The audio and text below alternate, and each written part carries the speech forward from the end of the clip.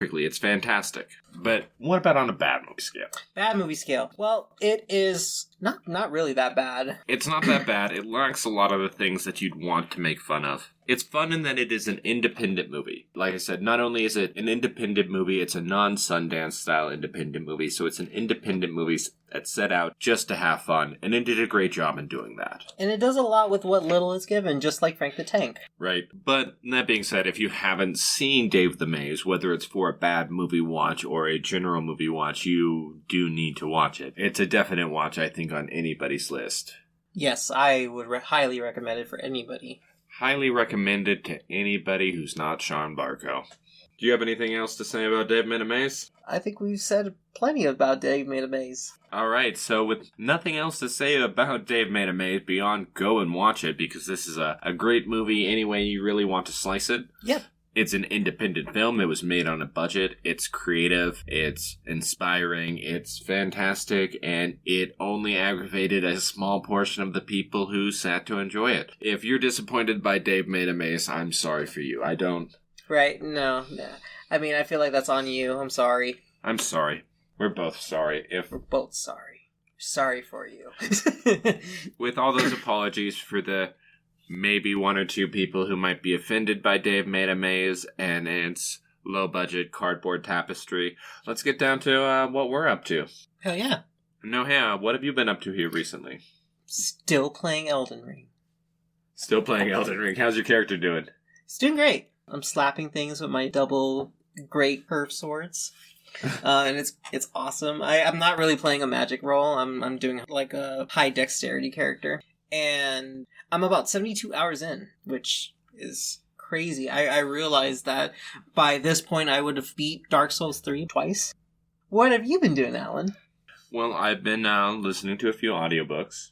I re-listened to 100 Years of Solitude, which, I mean, you know that. You were reading alongside. Oh, yes, I was, and I finished it. It was beautiful. Yeah, 100 Years of Solitude is just a fantastic novel that I think would be a great read for anyone. If you are unfamiliar with the entire concept of magical realism, I don't imagine how anybody could be at this point. A lot of movies have been kind of coming up in that genre. I think Encanto. Yeah, Encanto. I feel like Big Fish is one. Oh, Big Fish definitely is a similar kind of vein of movie. Yeah. So if you like those kind of movies, I mean, Big Fish was also a book, I think. Or books, because, again, yeah. 100 Years, not a movie, sorry, a book. I tell everybody it's a hard read, but it's also a very rewarding read, because there's some lengthy passages there. I found it deeply personal. I found the characters really relatable. And to somebody with a decent-sized family, I think there's a lot of characters in the novel that you're going to directly relate to family members. It was one of those books where I was not wanting to finish it because it was making me sad. Yeah, there is a certain point where things do get darker in the books, but it is one of the funnest reads with a banana massacre in it, so... Oh god, banana massacre. Yeah, the banana massacre is very sad, but... It's awful. It's awful.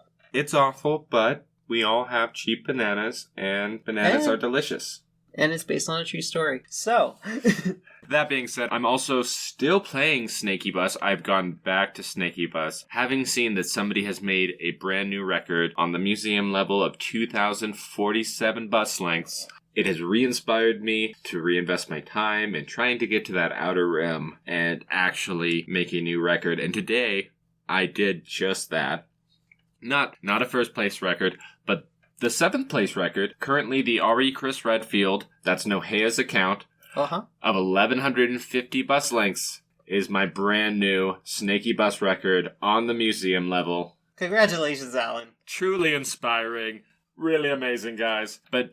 And again, to anybody who hasn't played Snaky Bus, it is the funnest iteration of the game Snake, I feel. It's the best version. But it's just a fun little time sink for me, and I've been enjoying it for quite a while. I've also been getting back into gardening, you know, here, now that we're in May, it's time to get planting out here in Washington. Right. We picked our first eggplant just a couple weeks ago. Our first eggplant, it flowered indoors, and so we got a couple little eggplants growing indoors. It's a cute little acorn. The black crim tomato is overgrown. gigantic and ready to go outside again. So that's going to be really exciting to see how big that gets over the course of the year. I've been wanting to do that whole overwintering thing for a moment. It's growing in a 5-gallon. It's probably about 4 feet tall right now. So we're really just hoping to get the best possible harvest we can out of that one. I would love some black creme tomato soup. I want some black creme pizza sauce. I want some black creme marinara. If y'all haven't had a black creme tomato, it's one of the best tomatoes you'll ever have. It's like imagine your favorite tomato sauce. It's that, just with a little bit less salt. Just add a little salt and it's perfect. The black creme is really umami, and I really enjoy the flavor. Yeah. It was so good. Yeah. So what are you reading, Nohea? You know what I'm reading. I'm not allowed to talk about it. You're not allowed to talk about it, no. Nohea is reading a novel, but he's not allowed to talk about it because it is a banned book and it is not appropriate for public discussion. It really isn't, and it's not. It's honestly not that great of a book. It's just to check off a list, really, for Nohea. Yes. And am I allowed to mention the author? No, gosh, no. Oh, gosh, no. That would instantly give it away. Well, then.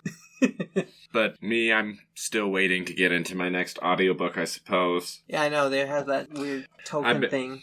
I've been considering getting Don Quixote, even though it's like 1,000 pages and going to be an incredibly long listen. Right. I've always wanted to read it, except that, again, lazy. I mean, I used to read books, but it's nice to be able to listen to a book in 2 days while I'm working. Right. As opposed to the 50 minutes or so that I get per day. Right. I mean, you put away a lot in that period. I'm a slower reader than you, sadly. Thank you. I mean, of course, we're still watching bad movies. And good movies. And good movies. We watched Monster Hunter. Monster Hunter was not a good movie. Not a good movie, and not a movie we'll be doing anytime, I don't imagine. Yeah, and also Resident Evil Final Chapter. Okay, I hadn't seen that one since the theater, and good reason. I blacked it out, because it is one of the worst edited movies I have ever seen in my entire life.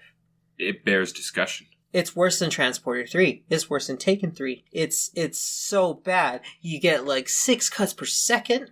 We actually set out a timer and counted how many cuts per minute, and that one was 57. But that was one that had several longer takes. Doing a count of several different minutes, we concluded that there had to be... We went with a low count and went with the 44 counts per minute and estimated that this movie has to have at least 4,500 cuts. And continuing to watch it, you would not be surprised. I wouldn't suggest anyone to go out there and count it. I think it's more than that. Our actual reason of bringing it up is to suggest not watching it.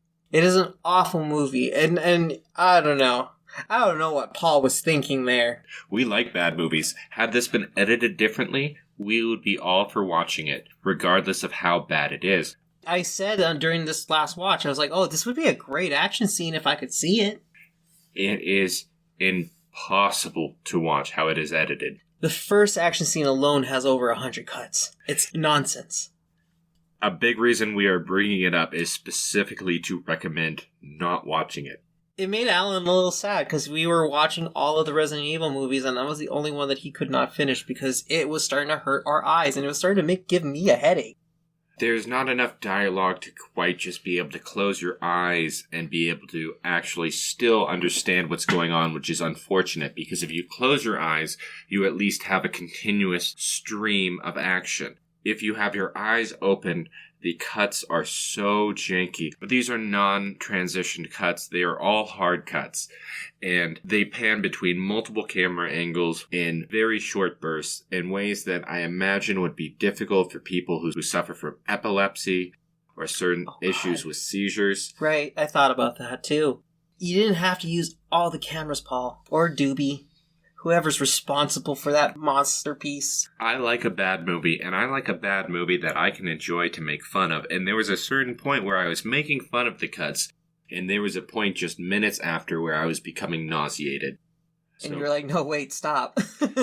So the horrific truth is that Resident Evil, the final chapter, has dethroned Rubber.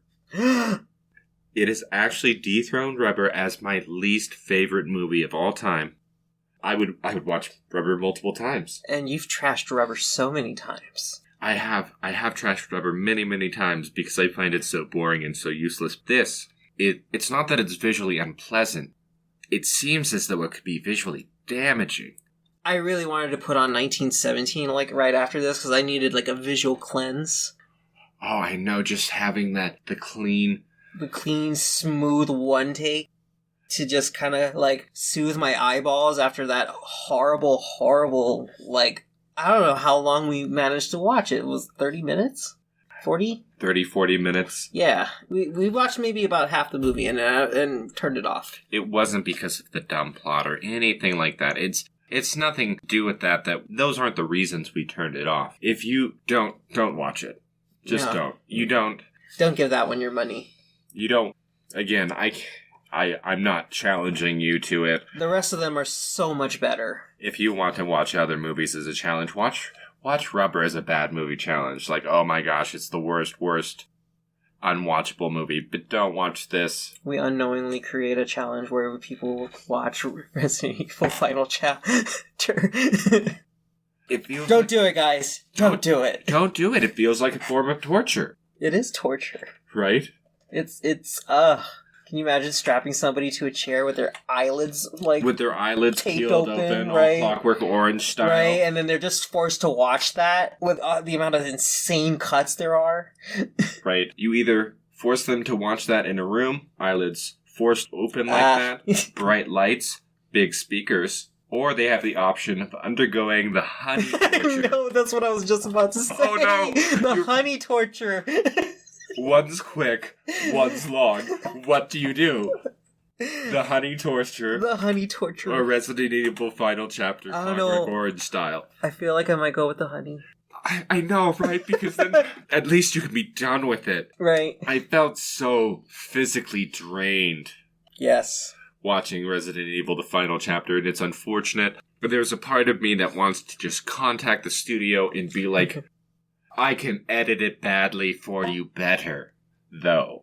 Just give me the footage from all of the different cameras, and let's make this bad movie watchable. We're talking to you, Sony Pictures. We're talking to you, Sony Pictures. You, if you're listening to it, you listen to the kind of crap that I put out there. You know that my crap is not that aggressive on your ears or your eyes or any of your physical organs. Nobody's going to make medical documentaries on how my podcast was used to torture people, hopefully. Except for Raul. But Resident Evil, the final chapter, was the most aggressive watch I've had in a long time. Yeah, I was actually kind of looking forward to watching it again, and then the first 5 minutes happened, and I was like, oh god, I remembered why I hated this one so much. Right. I don't know how I managed to sit through the theater watching this without demanding a refund. It was horrific.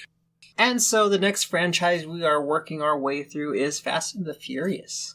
Yeah, we're going through the Fast and Furious movies. We're up to 3 right now. We watched 2. 2 is not good. 2 is not good. 1 was good. 1 is very... That was another thing I thought while watching Resident Evil Final Chapter, was the difference in editing between Resident Evil Final Chapter and especially the very beginning and some of the mid-race segments of Fast and Furious 1, really because they're so well edited. Right. The transitions between scenes, where in Resident Evil Final Chapter, you are given no transitions. Absolutely. You are just slapped with one hard cut after the other, and just slapped so frequently, and you're just left so raw and broken. And then you put on something like, what was the movie we ended up watching after Resident Evil? Silent House. Like Silent House. That was nice. It was nice. A little boring, but nice. Right. Visually cleansing. Visually. And that was what I was looking for. Right, just like a nice tonic water or something like that really... Cleanse the palate. Get that kind of filth out of your mouth. Right. Because we couldn't even watch movie trailers, because movie trailers was doing the same thing. And with Resident Evil, the final chapter, it's so aggravating to me because I get bothered. I'm bothered that I can't finish it. Normally I can finish all of that crap. Maybe we could chip away at it if we wanted to, but why? Why would we? Just to say that we did it? Just to say that we did it, that's the thing. I mean, I guess. I don't like to be defeated so easily. Right. I mean, I've watched the end of the movie. It doesn't get better. I know it doesn't get better, but I hate to be broken so quickly. There was parts of the movie that would have been enjoyable to watch as a bad movie if I wasn't so visually beaten down by those hard cuts. Aspects of it where you're like, I had no idea this person was there because of the way that it's edited and things that just don't make sense, but I can't even really get into it